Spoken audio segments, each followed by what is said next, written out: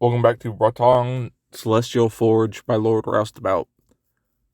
I don't remember which part this is off the top of my head, even though I just looked at it. I think we're at 7, maybe. When we just left off, our main character, he had just beaten a fight with a guy named Oni Lee, who used explosions, and was speaking to a group known as the Undersiders. They decided to retreat after a female member figured out that his passenger, the source of his powers, was giving him small amounts of information on them, and it freaked her out. Did that girl know about my passenger? Was that part of her power? Should I be worried about other people picking up on the connection and information I was getting? I focused on tattletale and gauged the emotions that were being sent to me.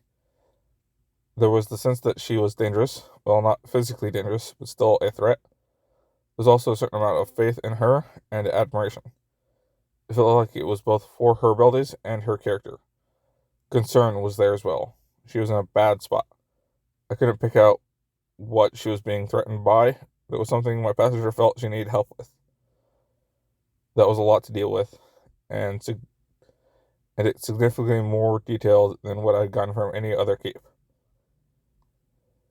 It felt like other Undersiders had as much information attached to them as well, but this wasn't the time to place through that. I think that's a typo.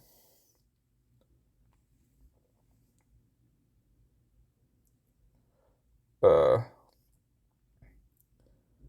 see. Sorry, that made me lose my spot. Placed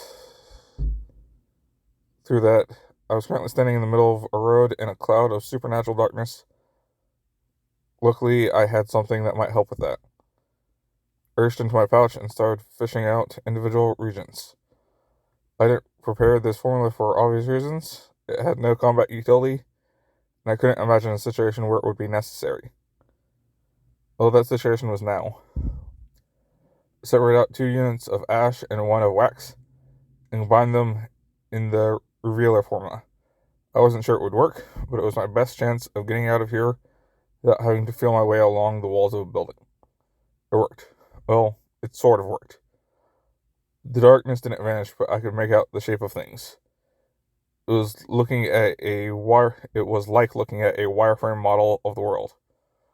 Not full vision, but immensely better than trying to stumble my way out of this mess. It also gave me a chance to appreciate the scene of my fight with Oni Lee.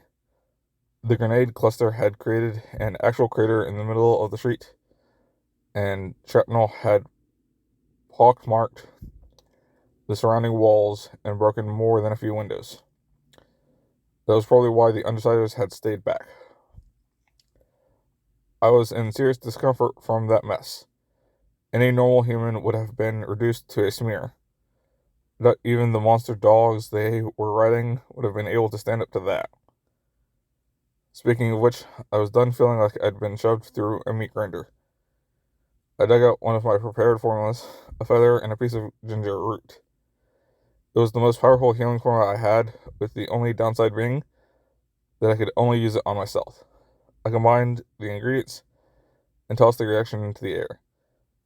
The restorative effects settled over me, and instantly I felt the pain vanish. It did nothing to help with the frays and tears from my clothing, but that was a lesser concern. I'd been at ground zero for dozens of grenades and managed to walk away from it with nothing but a bit of clothing damage. What must Oni Lee have thought after all of that?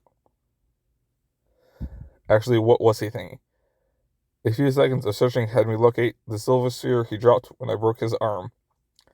It was basic in design, simple metal with a single seam and an activation switch protected against accidental triggering.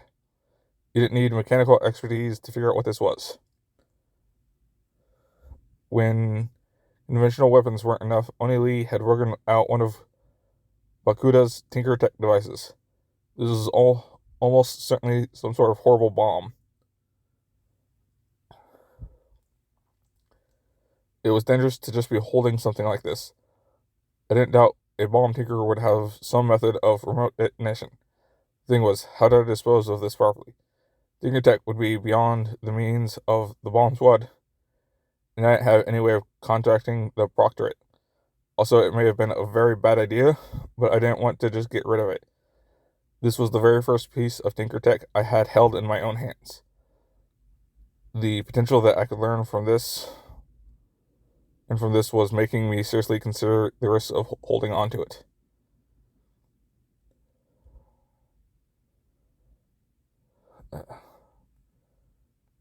I'm going to have to stop there. I'm in an unusual spot right now for some personal reasons, and I'm being motioned to go away because of it. So thanks for listening, if anyone's even been listening.